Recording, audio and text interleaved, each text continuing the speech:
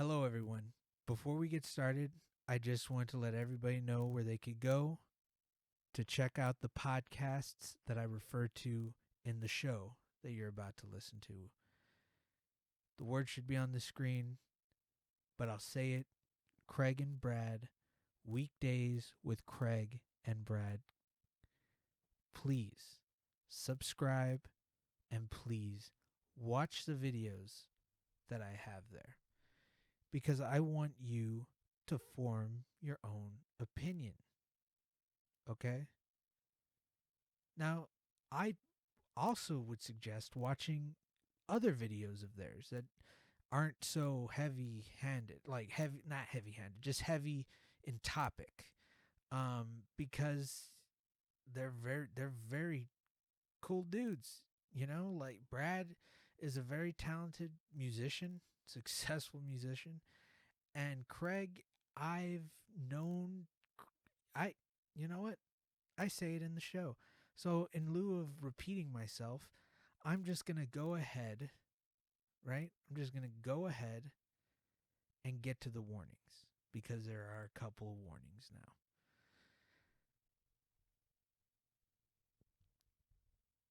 The first is I haven't listened to the show. So, I'm letting you know right now that there's a lot of just hus, so's, again, horrible podcasting etiquette, speech impediments, a lot of uhs, a lot of ums. I think I've said that again, which brings me to my next point. Double talk. I've, oh man, I've double talked. I don't know how many times. I don't even know. I've done that show 10 times, don't fucking know. They all kind of blend together. So you could be getting multiple double talks, or you could just, all right, I'm no double talks. I don't know. I'm not going to listen. Okay. I'm definitely not going to do that because if I listen, I'm not going to release it because I'm nervous. You know, this is the first show I'm making that has the potential to reach more than 15 people that are subscribed to me currently. And that's nerve wracking to me, you know, that fills me up with anxiety, as the youths like to say. But in all seriousness, though, with all those dead air and stutters and all the if you can look past that, I really feel like what I'm saying could be very informative to a lot of people. And it's a very, you know, different perspective on certain topics, which I will get into in the show. See there's that again. Instead of just letting shit go silent, I have to say something to let people know I'm thinking.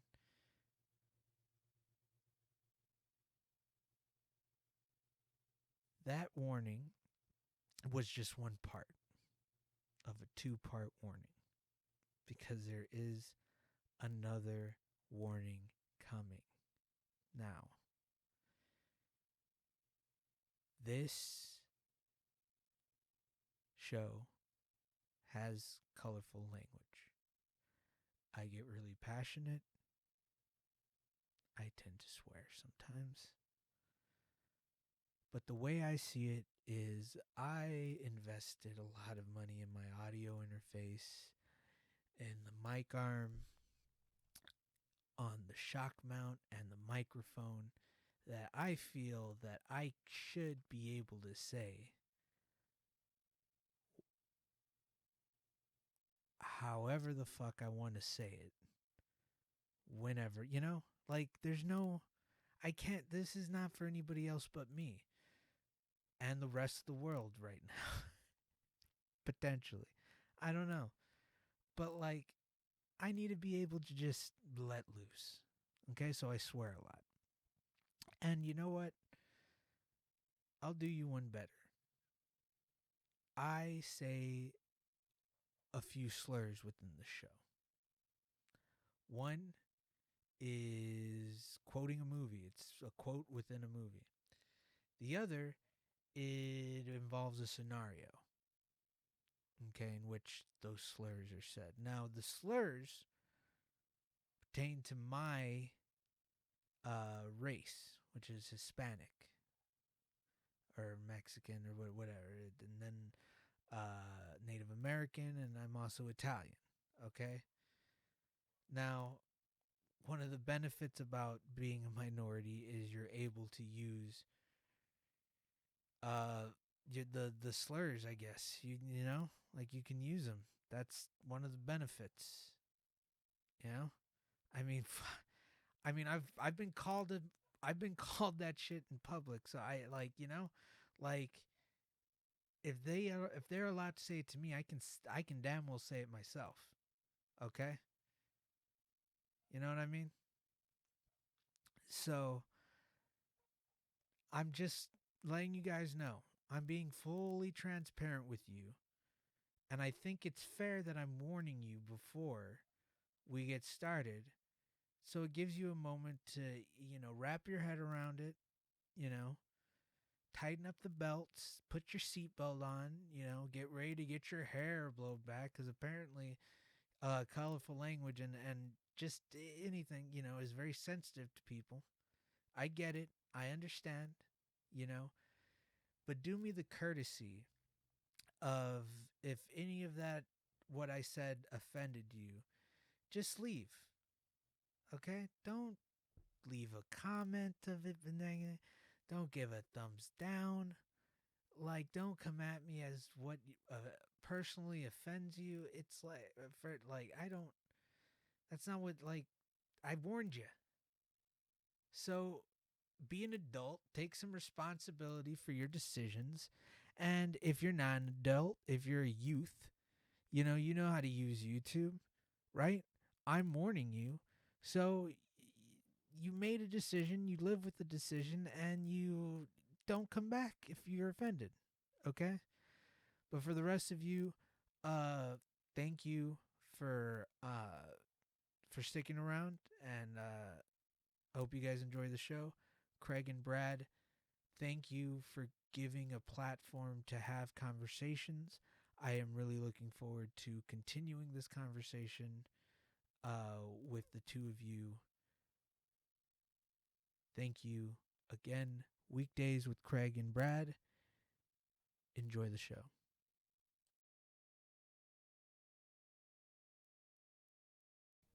Hello and welcome to a very special episode of Live from the Film Strip. I am your host, Christopher A. Padilla.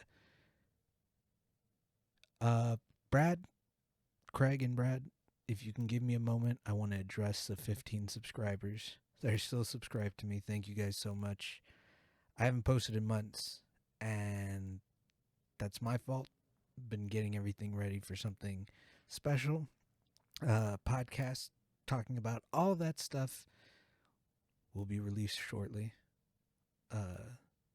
So there's that. Um,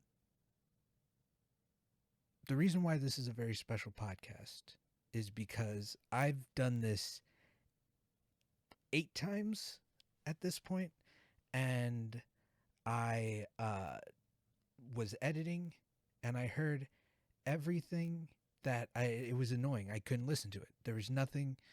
I said I said I did all this stupid shit that you're not supposed to do when speaking to people through a microphone.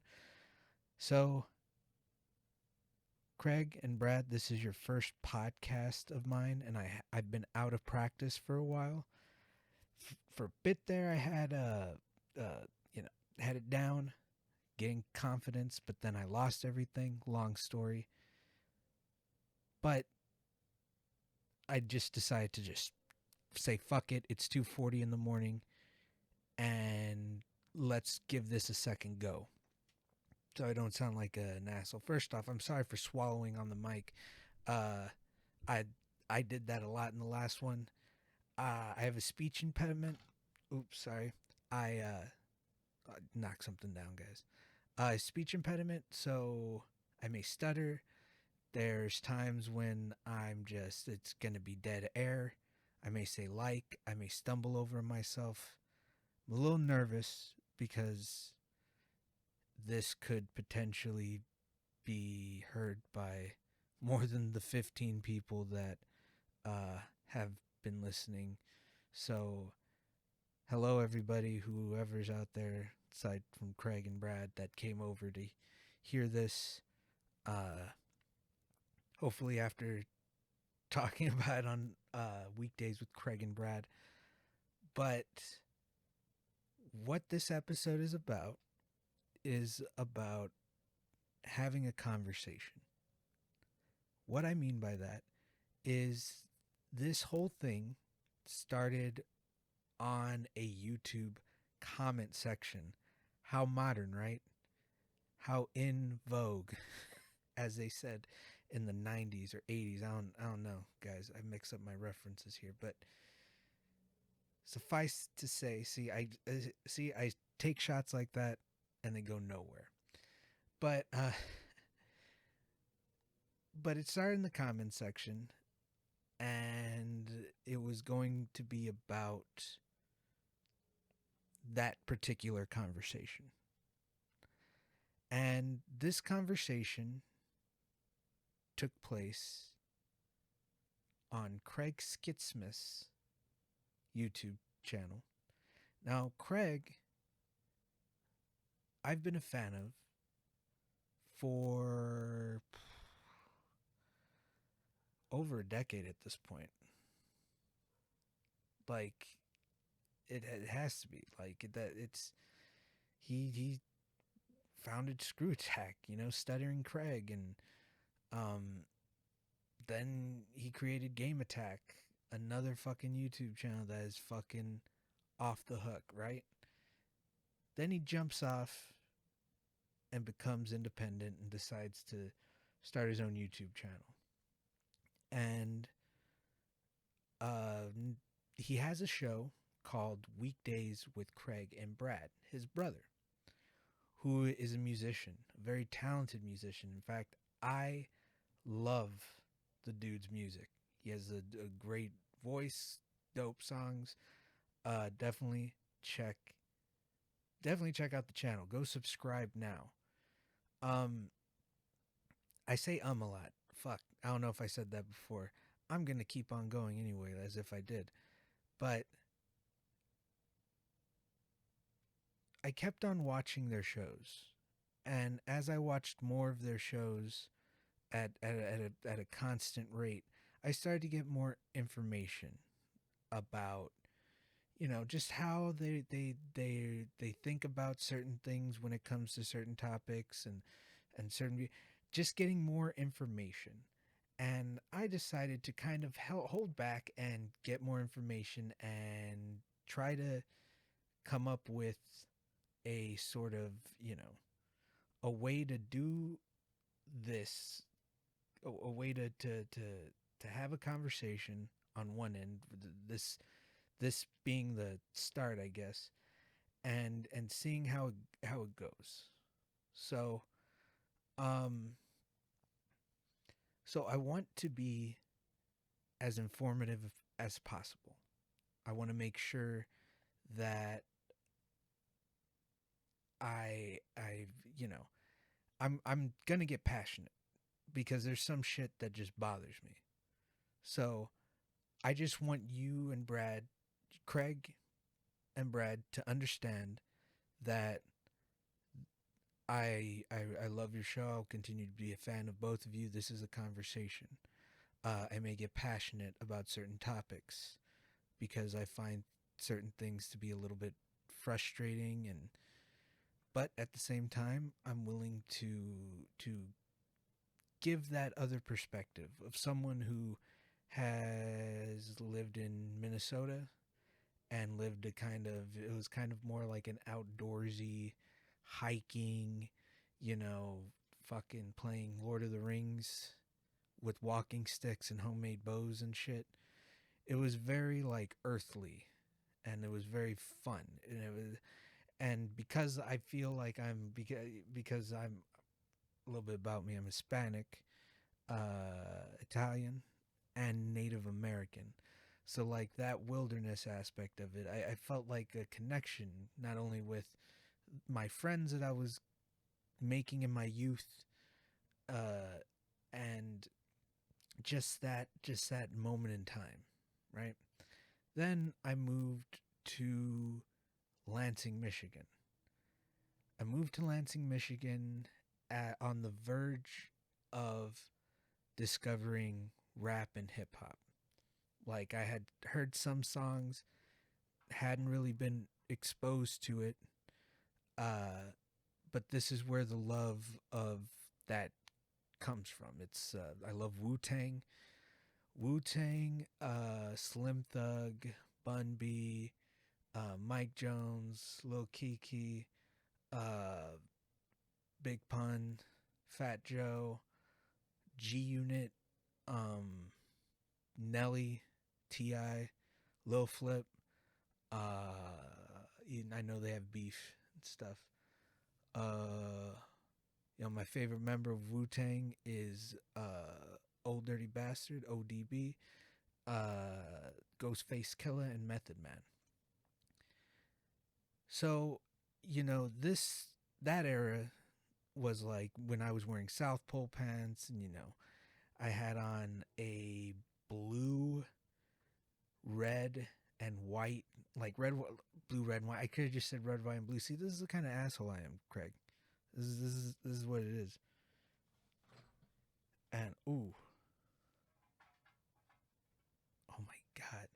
Sorry guys, I'm like right next to the window and there's a cat outside and it's knocking over stuff. I wouldn't be surprised if you hear a loud noise and me jump, it's because they jumped on anyway. It's not here nor there. But that era was the era of like, me embracing, the hip hop culture as youths did back in the day. You know, I, again, it was all just fun, fun time. It was a fun time that lasted for about a year. Then I moved to Plano. Now, this is where the racist shit came in. It was in middle school, right? Now, and then fucking Thomas the fucking tank afraid what Thomas the train fucking in the background. I don't know if you can hear it. You probably can't. It's only me, but it sounds so loud to me. God, I hope it doesn't show up. Oh God, again, sorry. I don't want to take up too much time, but I'm doing this because I want you guys to know who you're speaking to. Especially in the last video or the eighth recording, I didn't give any introduction. There wasn't any sort of thing, so please bear with me. I'm gonna give you plenty of cannon fodder for me because this has to do with Rush Limbaugh, and I'm letting everybody know the kind of stuff that shaped me. What got me to this point and stuff. And excuse me, hold on. Sorry, had to burp. So, getting to Plano was a very strange type of thing because it was a completely new place and a place that felt so familiar because I was born in Texas. I was born in San Antonio. So it's just like you have to you feel once you are only a Texan. I'm sorry, there's no Colorado, New York, maybe LA, you know, maybe, but there's only one sort of feeling when you pull into Texas, man. When you come into the state, it's like you, bam, you're there. You see the Whataburger, you see just it's the blue bonnets. You know what I'm saying? And you're there, man. And it's just it has a certain feeling to it, right? But this particular place, for anyone who knows, this is like a very, you know, wealthy part of, you know, the Dallas suburb area. It's like a suburb of Dallas, pretty much. And middle school, was in the football team and shit. And there was this Korean football player, right? And you know, he could barely, he could speak English, but you know, it wasn't his first language. And this guy would bully me relentlessly. He was kind of a dick. And then I asked him straight up one day, like when I got I couldn't stand up for myself. That's the thing. I was a little asshole. I was a little bitch in middle school. It's it's one of the things that I wish I could go. I did get into some fights, but like, man, there were just some times where I wish I could have just stood up for myself. But like, when I got bullied, or you know, what at the time it was just busting balls, you know, because I had a few friends, yeah, and you find out who you're, because when you're like, all right, man, that's enough. Like, why do you hate me so much? And the person goes like, whoa, wait, hey, dude, I don't hate you, man. I'm just joking around. It's just a joke, busting your balls, you know. And it's nice knowing that, because you know that person, you get that feeling, you know, you get that feeling as a person of like, oh, I need to lighten up around him because he's busting balls. I can bust his ball, you know. But then you say that to a real bully, and then they give you a real fucking answer. You're like, fuck, man, that's some that's some cold shit. It's some cold shit. And it's like, it's, for example, I asked this Korean kid, I'm like, dude, why the fuck do you hate me? And he's like, because you're Mexican and you have my name. Dude, I shit you not. The thought crossed my mind, but I didn't say anything. And you want to know what that thought was? It was pretty fucked up. Let's just say that.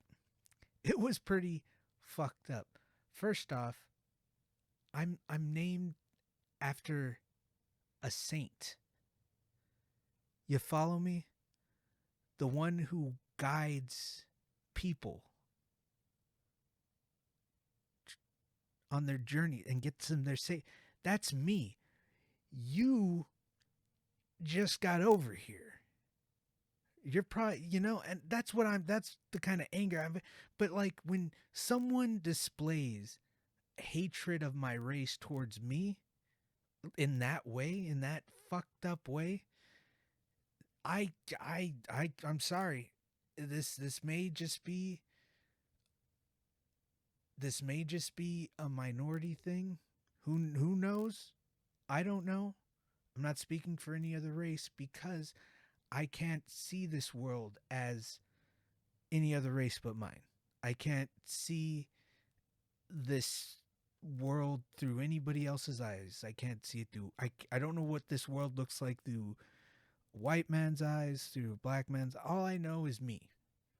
Is how this world is perceived to me. And when someone does that, hey, so we were never really cool.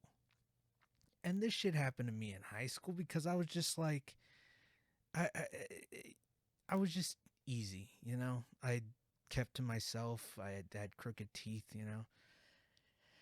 I was just, but I did make friends. I always ended up making friends wherever I was, which is surprising.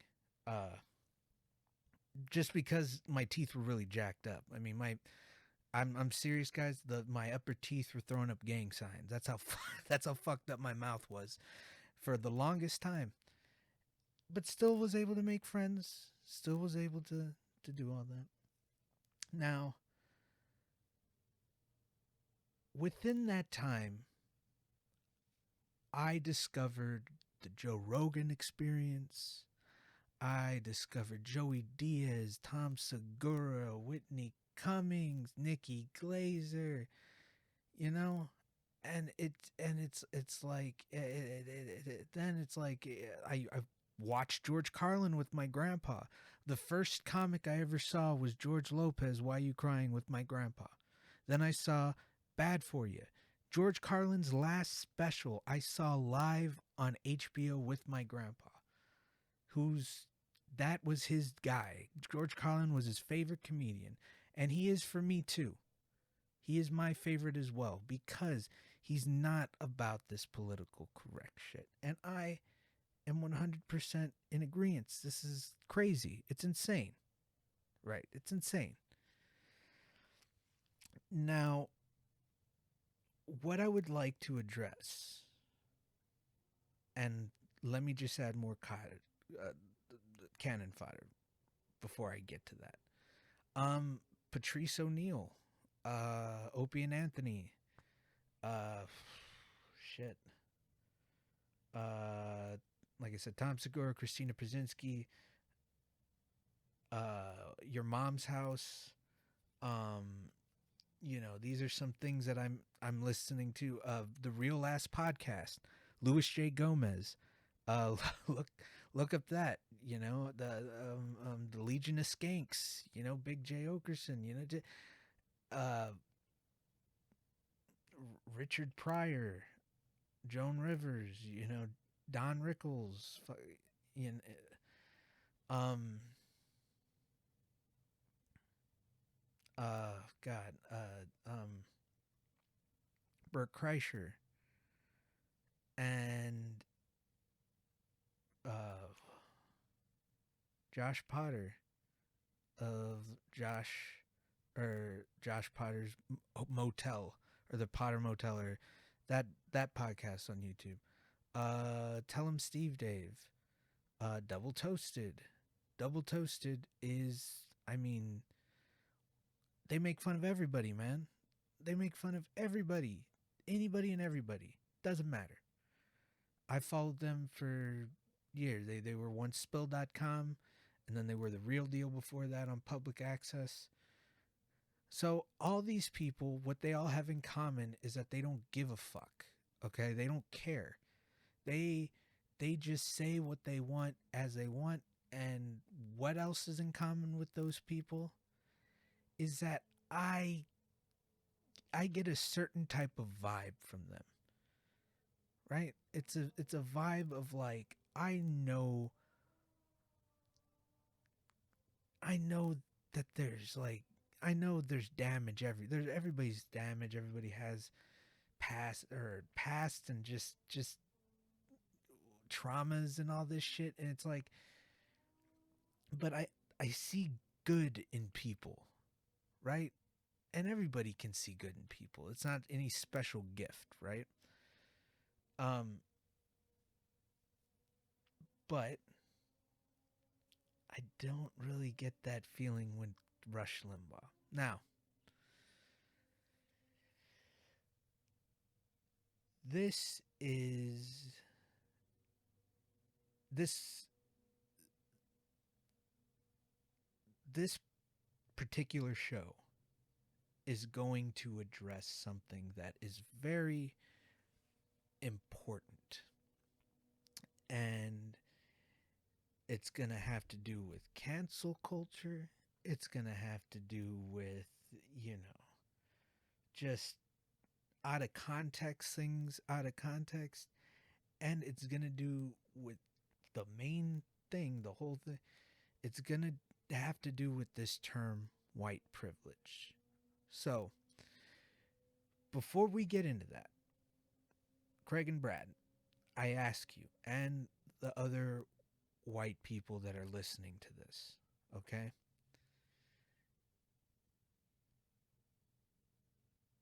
As I said before, I am unable to see this world through a white person's eyes, or a black person's eyes, or an Asian, Middle Eastern, you name it. I don't know what their world is like because I do not see it through their eyes. I can only see it through mine. Okay? That being said, I ask people who are white that are listening to this, Craig and Brad,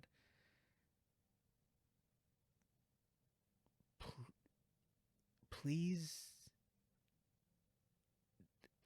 just tell your, like, say to yourself that you do not see this world through the eyes of any minorities.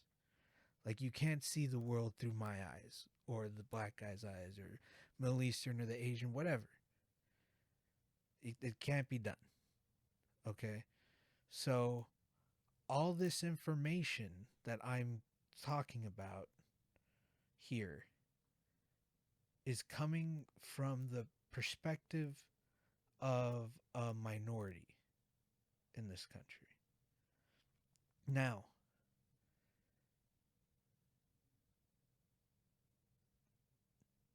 this is a very complex discussion.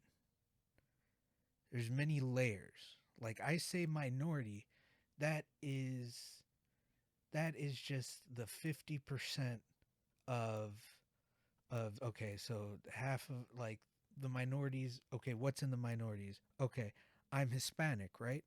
But you would think that, okay, that would just be it. No, there's a sub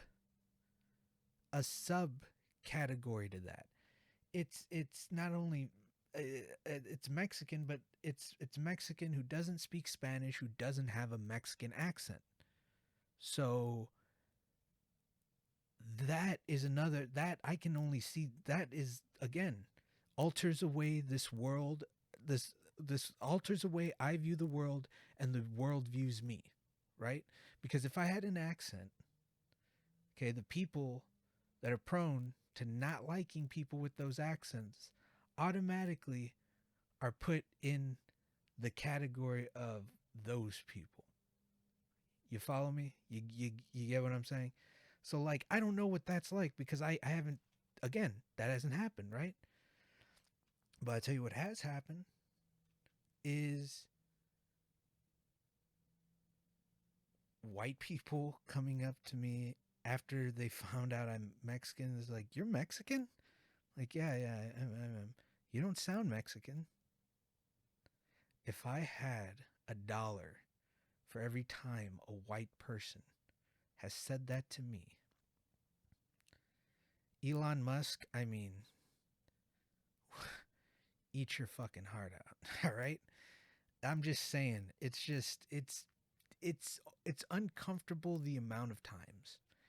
And and that's one of the things, again, that I can't see through your eyes. See, it's all about intent, right? But why is it okay or comfortable? Why are so many white people comfortable enough saying something like that to me? Like, why is that even okay? Why have so many people said that to me? And like I said, not in a malicious way. Like, again, I can't see their perspectives, right? I can't see so they're coming at me, and what they're saying to me is like, yeah, you don't sound Mexican. You know, you don't, it's just oblivious to what they're saying. But it's like, it's that is one, and it's like, okay, bye, and then they walk and they don't think anything of it. Meanwhile, I'm sitting there like, did did this asshole just fucking ask me, or just not ask me, just tell me that I don't sound Mexican? What the fuck does Mexican sound like? What the hell is that? And it's just, and again, here is where we get into, now see, we touch, that's a little bit, uh now now we're going to get into this whole cancel culture thing. We're going to dive into that first. We'll get to the white privilege. We'll do that in the middle. That's the meat, right? That's the meat. This is the top of the hamburger bun, right? We're getting down to the condiments with the cancel culture. We're going to get to the meat and cheese of it, maybe some bacon, you know what I mean? Then end it with the nice bottom button of the conversation, and we got a nice conversation burger, guys. All right. Now,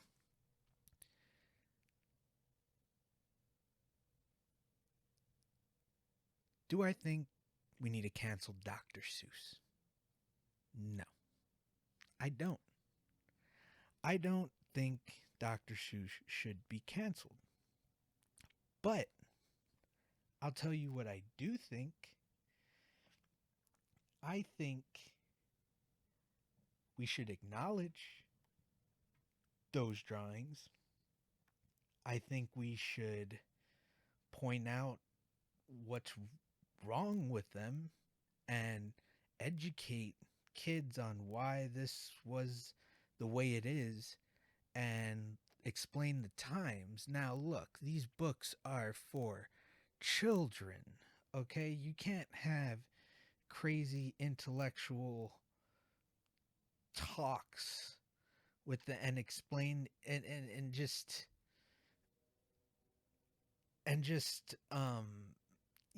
expect them to retain that information. I get it, right? But that that but those characters, right, are representations of a race of people, right? Of Asian people in that zoo book, right? And in within the rhyme, they mention that whatever that thing that the Asian people are carrying, they mention that the carriers have slanted eyes, right? Within the rhyme. And it it fuck it just it was like that that whole thing as a kid, when you don't know anything about the world, you might as well be in that book. What I mean by that is kids don't have filters, right? No filters, nothing. They are sponges. They absorb. They see people do things, they mimic it, they say that, they're like fucking parrots, but far more intelligent. Of course. But like when they see those books and they see that, right? They see those characters. And then there happens to be an Asian person there. Like they run up to that person and they're like, "Hey, this is you. This is, they point, right? Now, like, do you know how weird that is for a kid that isn't aware? Like, they it's just not aware of anything, like not aware of being different or the same or just like it's a very weird. And this kid comes up and he's like, look, this is you. And the kid looks down and looks at it and it's like, yeah. And it's just, it puts the kid in a weird position. And maybe not. Maybe the kid's just like, oh, yeah, that is me. But I've been in that position. There is a children's book that had a Hispanic man in a sombrero. And some white kid came up like, look, this is you. This is your dad or something. I think it was your dad. And I'm like, no. In my head, I'm like, no. I'm like, but again, the vibe from the kid, he wasn't saying anything mean. Like, I just didn't, it made me feel weird, but I didn't want to make him feel bad. So I was just like, yeah, that's my father. That's my dad. Yeah. You know, I didn't think to like be like, hey man, that's not cool, of course, but like I did feel something, and that feeling does feel weird, you know? And it does feel like just just sick. It not sick, but it feels just not good. And at a young age, you don't know what the fuck's up or down, this or that, and you get this feeling, and you're like, what the hell is this now? You don't know what that feeling is, right? Until you get more perspective and people start, talking and whatnot, But there needs to be an acknowledgement of those things, because it not only educates people on how things were, but it also educates the people that people are flawed. Not everybody is, like there's a Dr. Seuss day. There's Cat in the Hat. It's like everywhere. And that's cool. That's fine. That can exist. That can be there. And but so can acknowledging that some of the stuff might have not been okay. And, just being like, yeah, he Dr. Seuss made great books, but he also made these books that were kind of a little weird. You know? It's a little weird. But it's just when you don't have the fucking other side, when you don't see the other, when you see nothing but good, that's when you get fucking history books in high school. You remember history books in high school? Yeah, do you remember anything negative about America in any of those books? I'm not saying anything negative. I'm just saying like any sort of like for instance, like is there any point in making it that they show Thanksgiving and all this shit, but they're not acknowledging the fact that we wiped out the indigenous people, and then we put them on reservations? Like, oh, here you go, have a little there. It's not good land, but it'll do. Oh, you want casinos? Okay, go for it. And it's just, and it's like, oh, no, that's not in the book. That's not. That's not. That's not. You know, like what the fuck? Like none of that. None of the like pointing at like letting people know like, hey, this land was built off the backs of slaves. It was slaves, and it's like no real acknowledgement. There's even some history books that make it sound like they wanted to work, that they loved picking cotton. It was fun, There's some books like that. And then no speak of like really Hispanic culture, like even Texas. We're in Texas. We used to be a part of fucking Mexico, man. Like, give us something. It's sad that I have to look at a fucking one-man show by John Leguizamo about Spanish heritage and cultures, and how the Spaniards came in, wiped out whole civilizations, sculptures, priceless gold sculptures just melted down to gold coins, wiped off, history wiped. None of this was in the book. Nothing. Nothing. Then I turn on HBO. All right. Let's let's uh let's see some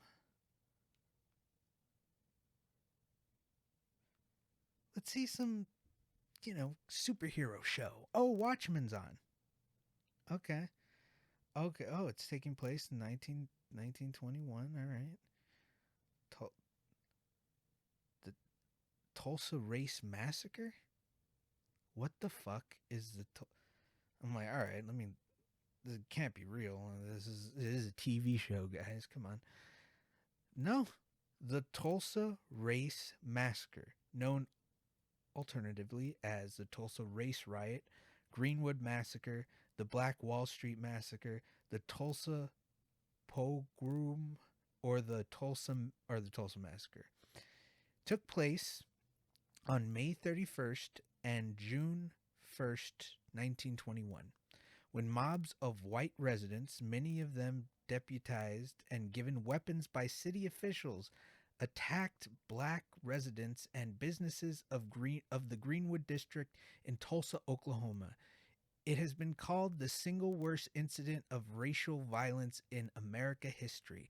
Why am I hearing about this through a fucking superhero show? Why is there no acknowledgement of this? Fucking, we fly to the moon.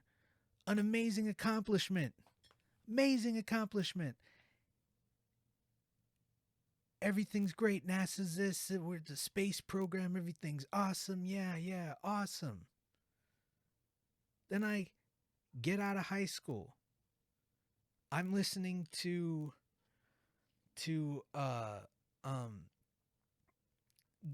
Getting Dug with High. And it has who was it? It was Doug, and it was the Roast Master General. The roast. Jeff Ross. Oh my God. And there was a documentary called Paperclip. And he mentioned it was about the Holocaust. And I'm like, okay, let me look this up. Or Paper Clips, sorry. Paper Clips. And I'm just like, okay, it's very interesting. And then I'm like, Paperclip. Paper Clips. I'm like, I heard that before.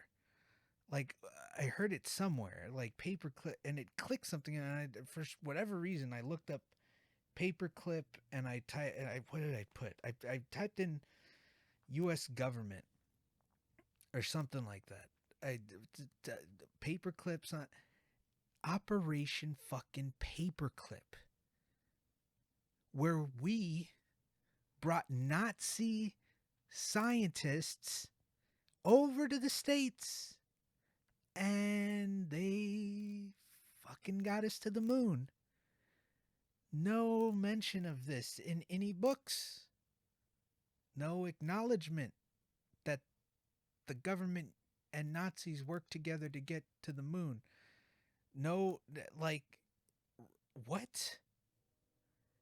And it's kind of bothering me when I found out about that what are the odds that there is a swastika on that fucking flag up there?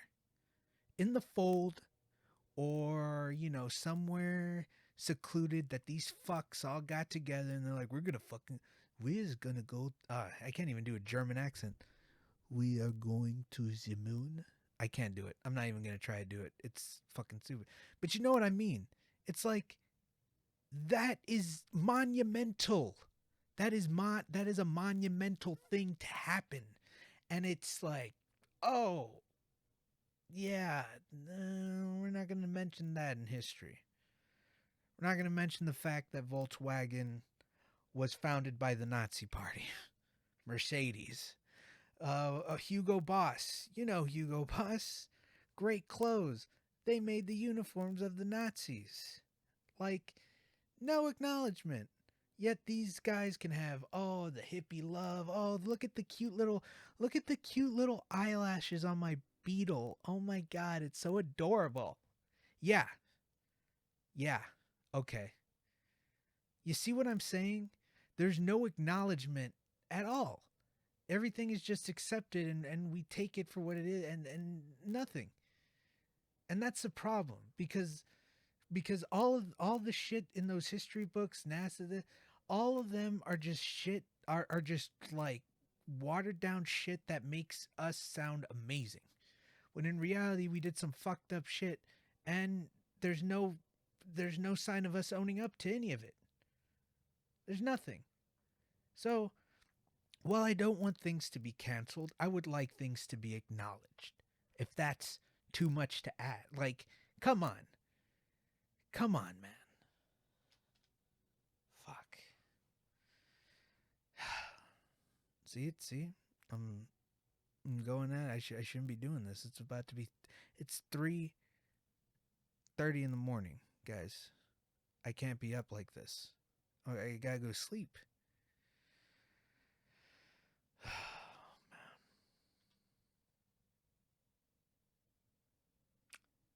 So we're getting to the meat, which is white privilege. Uh, this is something that I've seen in various forms, comment sections, tweets, Facebook. I've seen it everywhere. Anytime white privilege is in some sort of video, you're bound to stumble on one of, could be hundreds, I guess, of white people telling you how they were raised, how their dad worked 3 jobs, and they lived in a 1-bedroom apartment. And in this case of Craig and Brad, they their dad almost lost the house. They almost filed for bankruptcy. Like, I will never belittle anybody's trauma that happened in their life. That is fucking crazy. You know, to go to see your parents go through that through a child's eyes. I mean, it did, didn't bode well for stress, I'm sure. So it's just, again, it's one of those things that I have completely sympathetic towards you and going through that. But I have a question, Craig and Brad.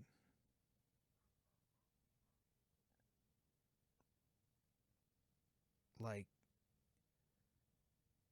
the term white privilege, why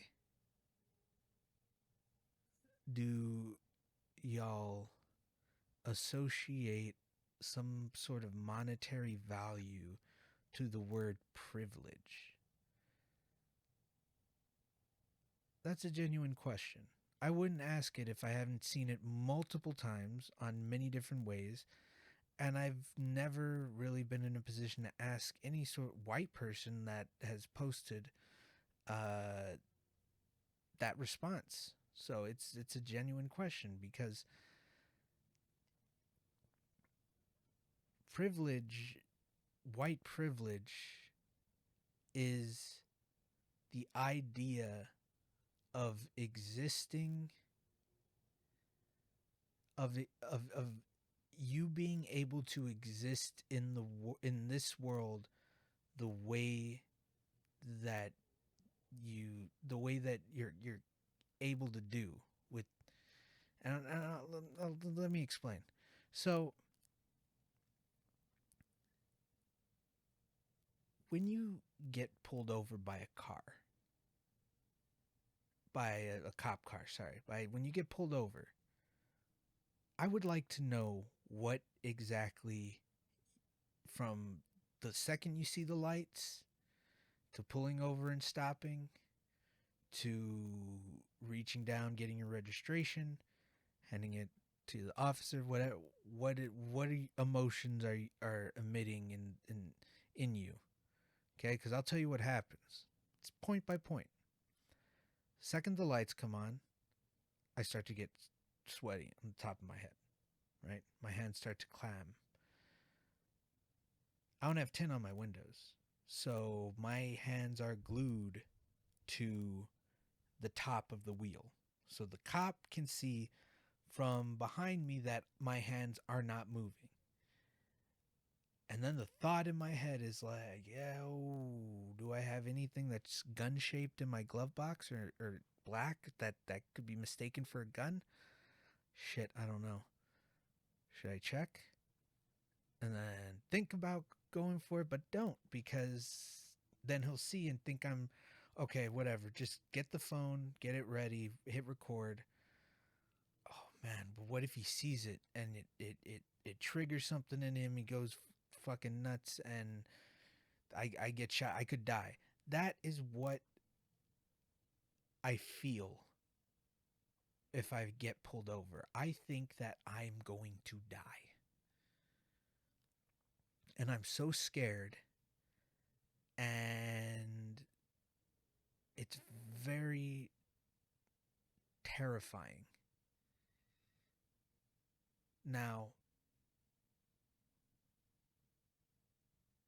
if you can say that you felt that way, you know what? I'm just going to assume that you did. Assume that you feel the exact same way as me, and I can move on to the next example. Okay, this one is more. Okay. Okay. Here's one. I am not. I don't have a problem with open racists. People who protest at Black Lives Matters rallies, waving Confederate flags, waving the fucking Nazi flag, showing up in sheets, bringing their little guns and vests and Call of Duty outfit out, wipe, all that shit. Go for it. Tiki torches and all, fine. Those, not what I'm worried about. The ones that I'm worried about are the ones that are not at the rally, the ones that are watching on TV. The ones who are like, yeah, you know what, I'm agreeing with what my parents are saying, but I'm not going to be a fucking idiot and get a swastika tattooed on the side of my head or on my arm or anywhere. No. I'm going to keep my nose clean and wait. So he does. Goes to school, gets good grades, decides to be a firefighter or a cop or a surgeon. He decides to go to college, become a surgeon, doctor, whatever. Works hard, gets a PhD. Then he gets, there's a fire, goes out. Oh, there's a 911 call. There's someone for surgery. And they go to the burning building. Guy may notice a black family that are, inside, need help.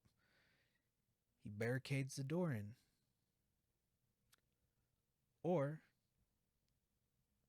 cop says, oh, I thought he was reaching for a gun.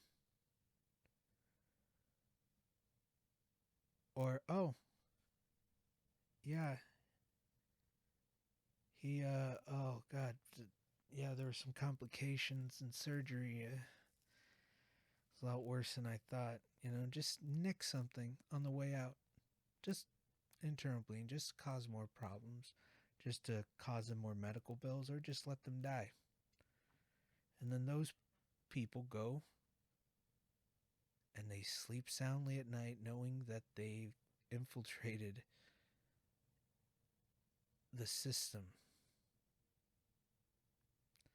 Yeah. That's my fear. Those are my fears. Do you have that fear? I don't see why you would. Because to someone who is a white supremacist, they see you and you're one of them. You're a white guy, the white gay, yeah. Oh, you're a white guy, So, and it's just like, I'm not saying you're one of them. You're not one of, but you know what I mean. I'm not calling you a white supremacist or your brother. That's not what I'm saying. But that's the white privilege that I'm talking about. See, I have to have those thoughts because those thoughts, those realities probably could happen. I wouldn't be surprised. I'm not shocked. Nothing would surprise me. Those all sound like realistic. If the government can get fucking Nazis over here, Nazis could keep their heads down and infiltrate things to infiltrate to work from the inside. It's not completely out of the realm of possibility. But that is an example of white privilege. Okay, probably as I don't know how you can get any cleaner cut than that. That's a pretty good. That's a great example. I'd have to say. I'd have to say that was a pretty great example. But okay, let's just say you need one more. I'll throw in another one for you. Okay, this one is just going to be quick. Let's just say Back to the Future. Marty McFly wasn't Michael J. Fox. He was a black guy. How do you think how do you think people are going to react to him back in the day? Huh? How do you think that's going to go down? Anyone? Anyone? Bueller? No? Oh, well, let me refresh your memory. I don't know how familiar y'all are with Back to the Future. But if I recall correctly, Biff's goons chase Marty, and which leads Marty to jump in the back of an open trunk, closing himself in. The police come towards his trunk, towards the car's trunk, and this black guy's like, "Hey man, what the hell are you doing in my car?" And the guy wearing the 3D glasses says, "Beat it, spook. This don't concern you." As soon as he said that, the whole band comes out and they're smoking weed. And then one of the other guy, the fucking red, I think he had red hair, blonde red hair. He's like, "Hey man, I don't want to deal with no reefer addicts, man." And he's like, "Go home to your mama, boy." And then they all chased him. They scared him, and then they get a crowbar, they open up the trunk, breaks his hair, or cuts open his hand, and Marty has to take his place. The whole deal. But if Marty was black, no.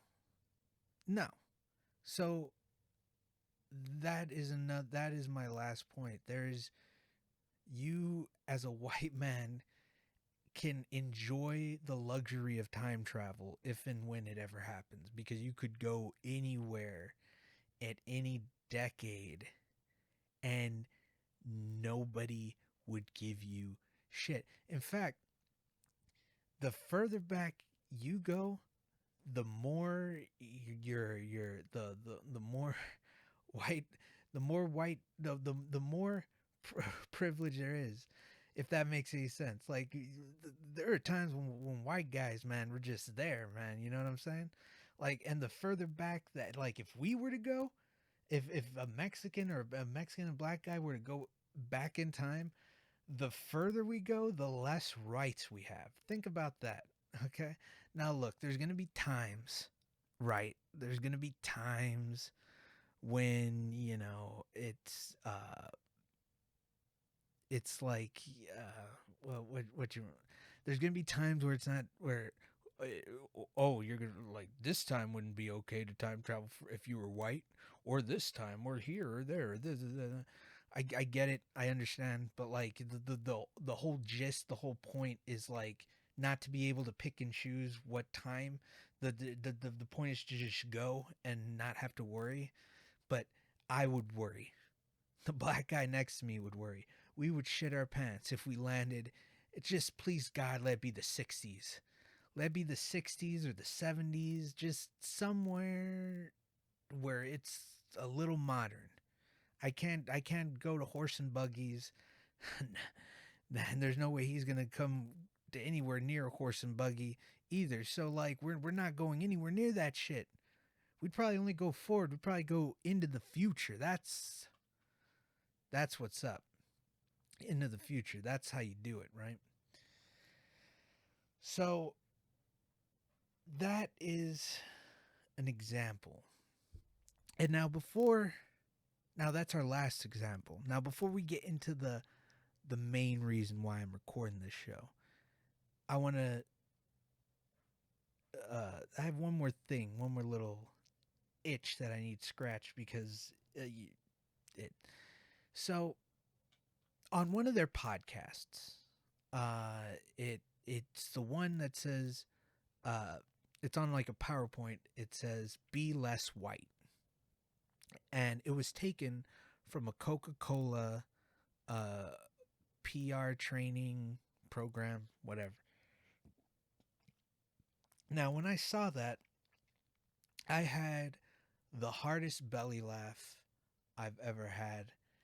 One of the hard. It was so fun to see that on a fucking PowerPoint, just out there like that.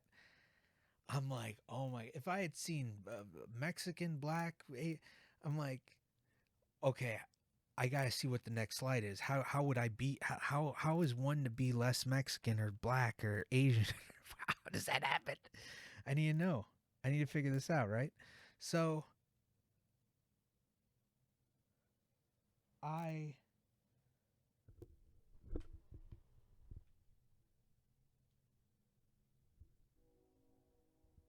sorry. Sorry guys, I thought I saw something out of the corner of my eye. It freaked me out. But like it it's so it's so funny because of, at least from a minority standpoint, I see something like that and I just laugh. You know, I just laugh because it's funny. It's hilarious. It's one of the funniest things like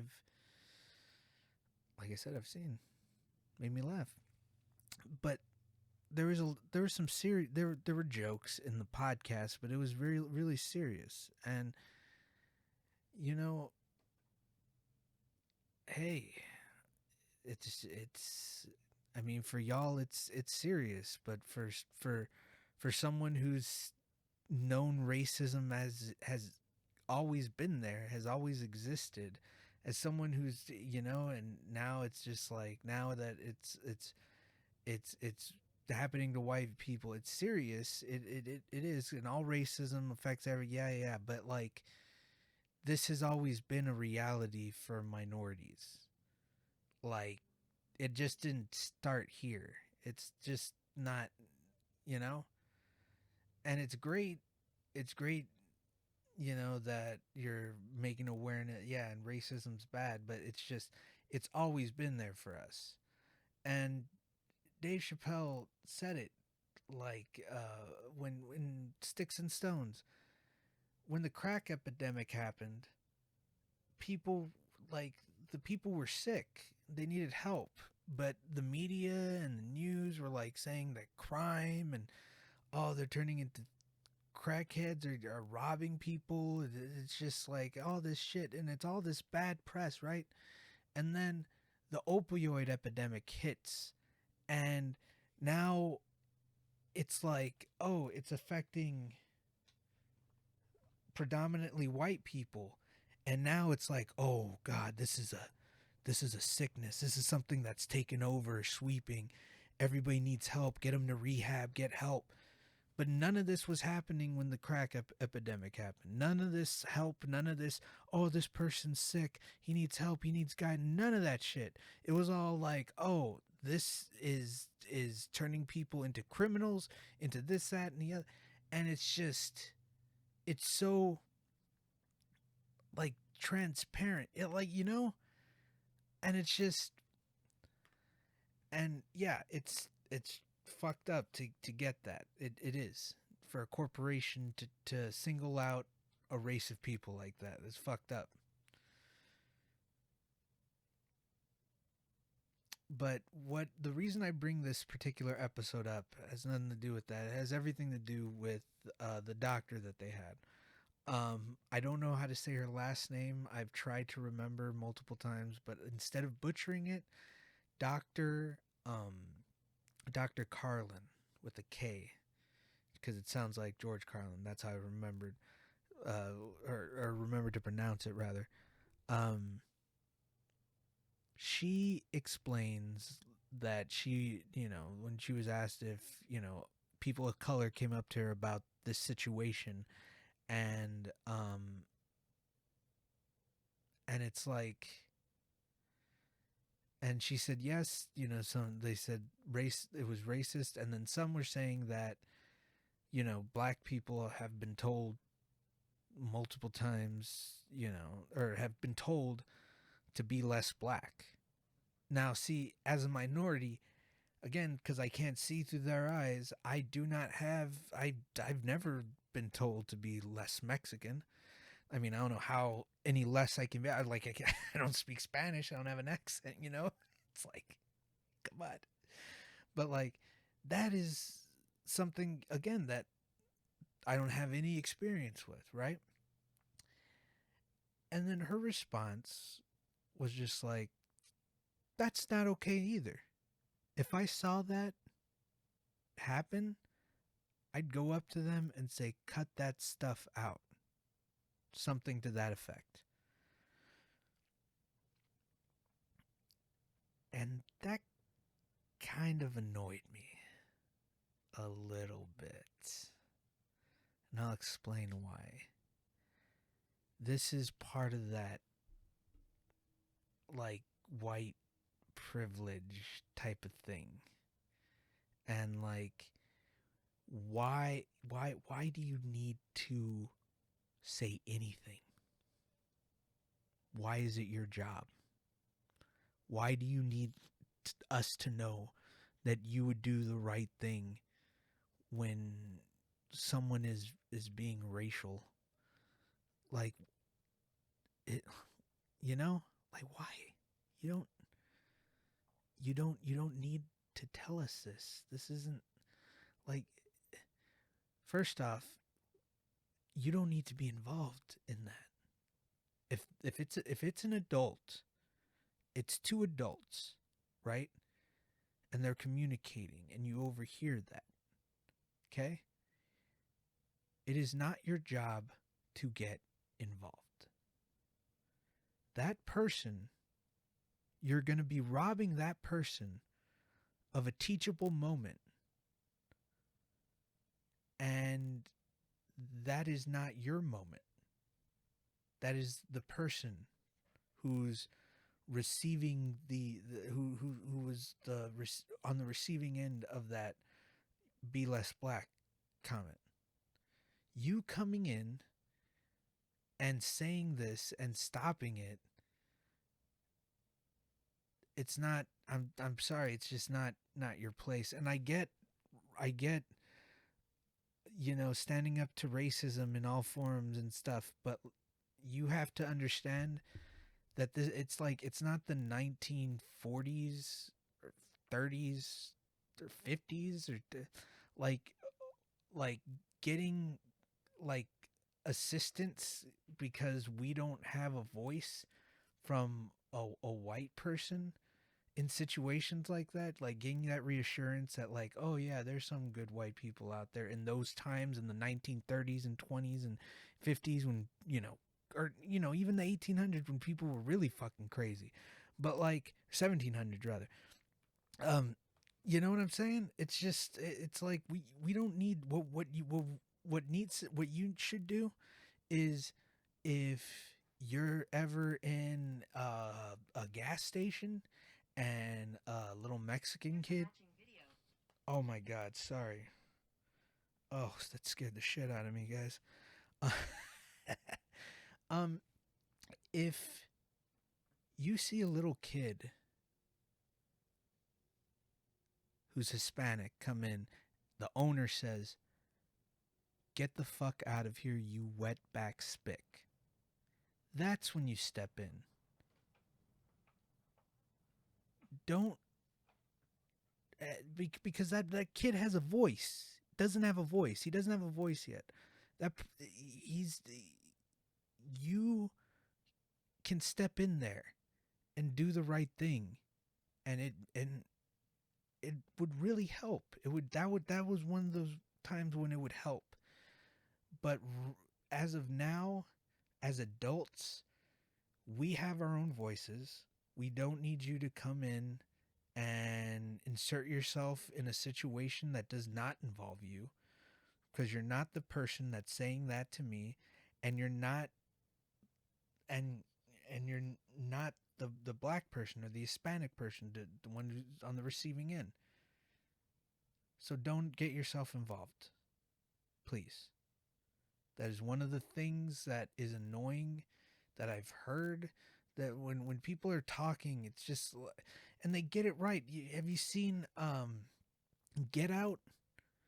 Get Out is a perfect example. When the dad's there and stuff, he's just like, yeah, Obama, I would have voted for him a third term if I could. I'm like, okay. Why are you telling me this? Oh, so you know how cool I think you are? And it's not like that. It's similar to that. It's this like wanting to feel accepted by me or other people, so they have to say something and make them sound like more like, yeah, like that whole, like I said, that whole situation. Like people, like, when if race is ever discussed in a group of people, you know there's always like a white guy or a white girl. It's like, yeah, man, that's not fucking cool, man. That's, you know what I would have done if I was there? If I would have saw that, I would have fucking, it would have been me and him. We would have fucking kicked all their asses or some shit like that. It's like, no, no, really? You'd have done that, huh? You really would. Okay, that's great. That's great to know. Now I know if there's ever a situation like that, I will call you. It's just something that just feels empty and shallow, and just feels like you're saying it just so other people know where you stand with racial injustice, and that if you saw it, even though it doesn't involve you, you're going to make it involve you because you're that type of person. That's pretty much what I'm hearing when you say that you're going to. But anyway, it's neither here nor there. So, we are now at the bottom part of the bun. That was at one point the meat that got downgraded because discussing white privilege on, I think, and addressing it is a lot more of a intriguing topic, because it's, again, it's something that a lot of white people will like to, or not like to, but just mislabel, and it's something that is easily fixable with a simple conversation, and being like, hey man, this is not what white privilege means. This is what it means. This is what it this is what you know this is what people mean when they say this. They mean you can go back in time and do whatever, but we can't. That's white privilege. That's the simplest way I can say it to you, man, without going back into it. But that being said, we're going to get to the Rush Limbaugh. The Rush Limbaugh people. Now, this dude died a while back, 3 weeks ago, right? Now,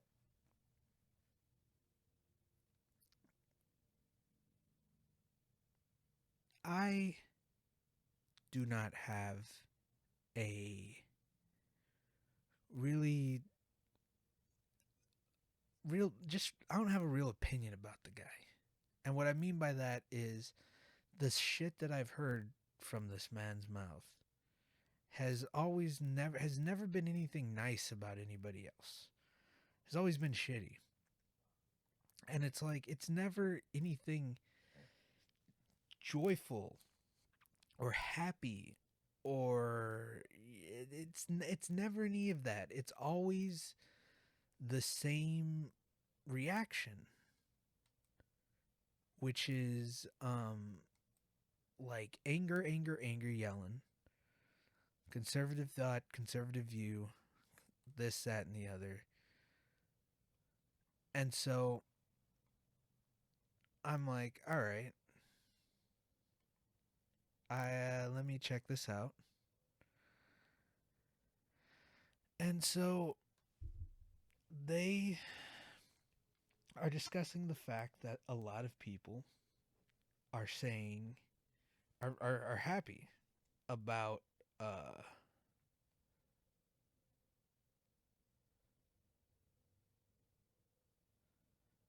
his death, celebrating on Twitter, on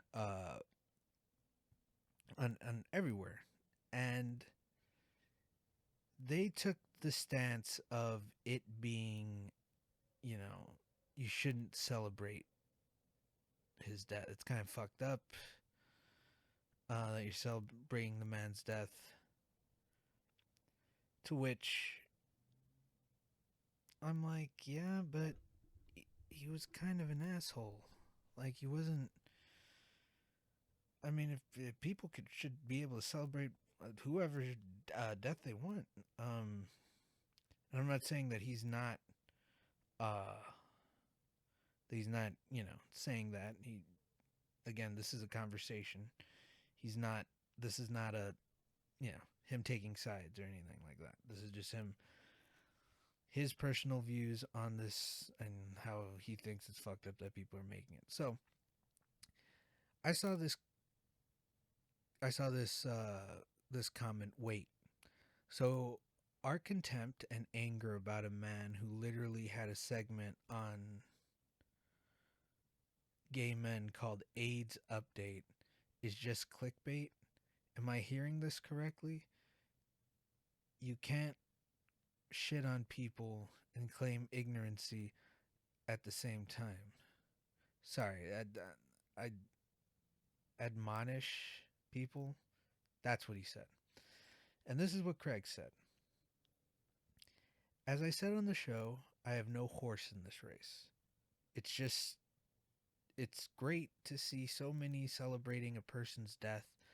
I just hope those who are celebrating his or anyone's, in brackets, he says, or anyone's death can honestly say they've never said or did anything regrettable. Now, I'm an asshole by nature. I like,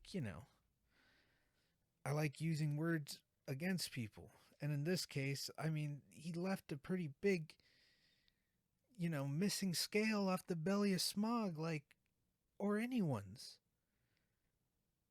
I just hope those who are celebrating his death or anyone's death can honestly say they've never said or did anything regrettable. Now, or anyone's.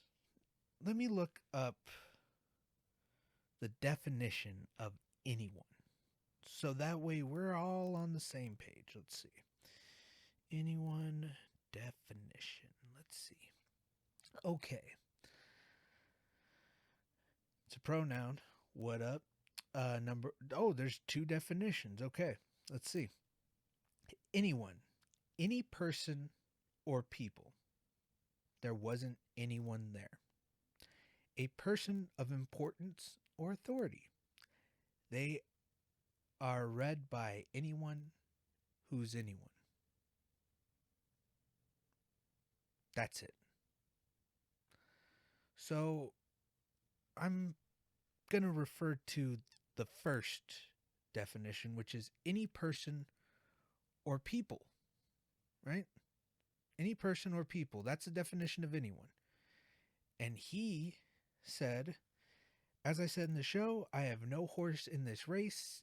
It's great to see so many celebrating a person's death. I just hope those who are celebrating his brackets or anyone's death can honestly say they never said or did anything regrettable. This is my response. I mean, I celebrated Osama bin Laden's death. Hell, I'd celebrate Hitler's death. Why not? Are they not worthy of celebration?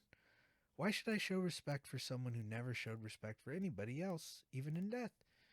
Everybody's going to experience death. It's not an achievement. It's not something that once it happens, suddenly everything that person did is miraculously wiped away. That man never had anything nice to say about anyone, except the people that aligned themselves with him. And it's hard to say you don't have a dog in this fight when y'all are coming to his defense, Brad saying destroying his character in quotes, that's what I put. Like, come on, y'all, LOL. If you don't, and then they use this in the show, if you don't have anything nice to say, don't say anything at all. And I'm like, why? Why am I supposed to follow that and he was somehow immune to it? I think dumping on him is the best honor to bestow upon a person like that. And, I think it's true. And, you know, didn't reply, right? So I go to the next episode, right? The next episode, next day. And my response is referenced. And I'm like, oh, I'm, uh, I'm, uh, I'm like, great, but it's referenced like this. I, or it's referenced as if I was putting Rush Limbaugh, Osama bin Laden, and Hitler together. That's all. That's all they said. That's all of my response that Craig used. He's just like some guy comparing Rush Limbaugh and Hitler, Osama bin Laden, and then Brad's like, "That's so stupid. That's dumb." I'm like, "That's not what I said. That is not what I said." And this is my response on that video. LOL.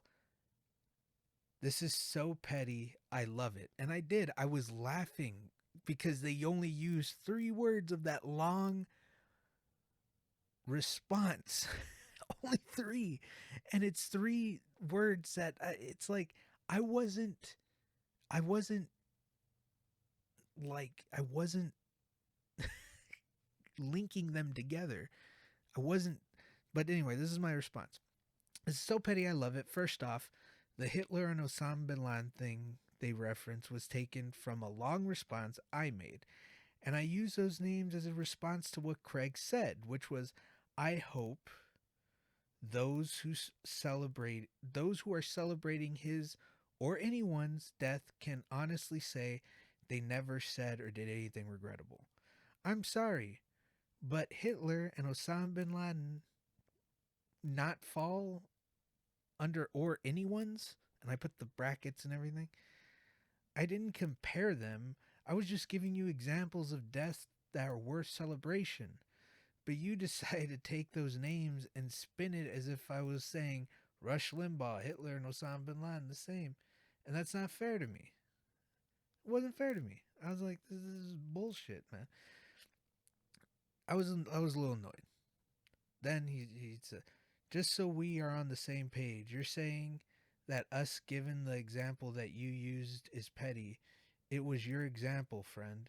You said it, not us. You chose to use anyone and just happened to choose 2 of the most notorious people the world has ever seen. We used your example, and I think that's more than fair. And I'm like, Craig, you're the one who said, or anyone's. And yes, I decided to use those 2 names because I wasn't the one who decided to cast the wide net of people shouldn't celebrate anyone's death. That was you, dude. Maybe that's not what your intention was, I'll give you that, but in that reply, that is what you said. If you didn't say anyone's, then I wouldn't have said the names. I mean, it's simple. I've seen you use other people's words like I did with you, and you build your arguments around a word or by the way the person articulates themselves in the comment. Like me with Hitler and Osama bin Laden, then you and Brad play reassurance tenants where you say, "Did you know Rush Limbaugh, Hitler, and Osama bin Laden are the same?" Which again, I never said. Then Brad says, "What? What?" Then proceeds to go on about why that non-existent comparison is completely unfair and stupid. Then you come back reiterating, yeah, comparing Rush Limbaugh to Hitler and Osama bin Laden is dumb. Generalization, of course. And like I was making, I put that in brackets. I'm like, I'm making a generalization. I'm just trying to get a point. And you understand why I have to make a fucking podcast now, you know? Because this shit was tiring. Because I wasn't getting my point across, you know? But anyway, it continues. When you do that, you make, or when you do that, you make people believe something that never existed. You discredit a person's valid argument by by not giving the full context of said argument, which then leads to people to believe that I'm some kind of crazy left-wing person. And isn't that what you and your brother preach constantly about the spread of misinformation? And then Craig's just like, one, we never used your name, so there's nothing to discredit. The Limbaugh Hitler Bin Laden comparison is just as stupid as it was before. You attempted to twist my words because I cast a large net. This is dumb and honestly a waste of time. Number 4. 5, thanks for watching. And I like that one, by the way, one of the 4. I guess, and then I was like, look, man, I don't think it was a waste of time. Like, and then I was like, look, man, I don't think it was. Oh, fuck, this stupid shit. And I go on to, oh god, it's a nice little look, man. I don't think this is a waste of time at all. This is a result of what you want from the show, which is discussion. I think what's going on here is a lot is being lost in the text format. You lose context. You can't hear the way I'm saying it. So I'm recording a podcast addressing this whole conversation as well as other things I really would like for you to hear it. And Brad, if you want, it's not an attack or in any way it's showing anger towards you. I may be passionate, but I'm not angry. I have a pretty good mic and halfway I'll support y'all. All I ask is just check it out. I'm going to be 100% transparent, lay out all my cards on the table. Yeah. Oh, dang. Okay. And so, hey, hold on. I just saw this. Fucking Franklin Brooks. Yo, oh my goodness, Chris Padilla and Weekdays with Craig and Brad crossover hype. Yo, thanks, man. I'm glad. I hope you're listening. Yeah, sorry. I went on a little but that was what the argument was about. That's what this whole podcast was starting to what was originally about. And I mean, I'm just saying, now that we all know what the definition of anyone is, I still don't think I'm in the wrong. In fact, now that I know the definition, I think I'm right in using Hitler and Osama bin Laden. Like, Craig, if you had like, I hope that anyone who's celebrating his death, or some deaths, not all, some deaths are worth celebrating, but I don't think this one is, or something to that effect. Something acknowledging that there are some deaths worth celebrating, not just pretty much giving me a cut answer of if you celebrate anyone's death. It's like, whoa, hey, there's some deaths are worth celebrating, fella. All right, that's why I dropped Osama bin Laden and Hitler, because those are examples of anyone, which implies everyone. Just saying. No, but on some real shit, like, it's frustrating getting through the texts, doing the text and the whole messaging and whatnot, and dig that and do that and what have you. But it's necessary, I think. I don't know. I'm just saying. That's all I meant. That's what I meant. All I was doing was using your words against you. That's it. There wasn't any sort of, that I was just being, you know, uh, you know, just just shucking and jiving, man, just having fun. And look, I didn't say, and when I say petty and I put LOL, I'm laughing. I'm enjoying this. I'm enjoying this back and forth. This is fun. But like, the problem I have is when you do take things out of context like that. I think I've said that. I don't know. I've said this so many times tonight. For the person that decides to hear that and look up the comment and they see the comment that has Hitler and Osama bin Laden in it, and they think about you're referencing that person as like this this dullard. I don't. There's no other word I can comes to mind. And then you're like, okay, so this is this is a guy, this is an asshole, and I'm there just. He doesn't read what I have to say. He just knows that this is a guy that said the stupid comment. Therefore, nothing in this long fucking paragraph is worth reading into, looking into. Some will read it, and some will understand where I'm coming from.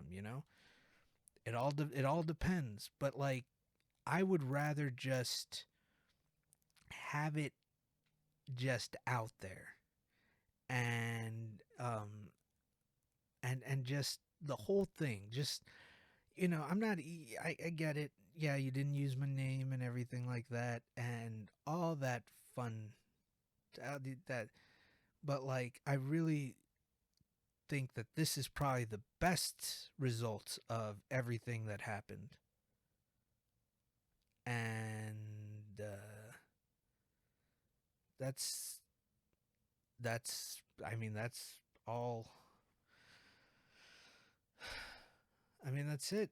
I don't know what else. I would love to continue this conversation. This was fun. I probably sound way worse on this one than I did in any of the other ones, but I'm just going to hit pause and export, get everything ready. So, Craig and Brad, to close before whatever happens after this, I really love your guys' channel. I'm glad that we're having a conversation as opposed to how do you say it, a text versation. Oh god, I don't know. It's fucking late, guys. I didn't sleep at all yesterday, and then today, ugh, I just don't feel up to it. But I had fun, and I hope you enjoyed listening to my rambles, even though I said a lot of ums and I've cleared my throat on them. Ugh, I'm so I don't need to have a microphone. Like, that's that's what it boils down to. I don't need to have the fucking setup I have, man. I don't need, like, fucking people have Yetis and shit, and I'm over here fucking hello, speaking into fucking Procaster shit. But yeah, sorry, I'm delusional, guys. Anyway, uh, I hope to continue this conversation, and I am looking forward to the response. So, yeah, I'll talk to you guys later. This is Christopher A. Padilla signing off.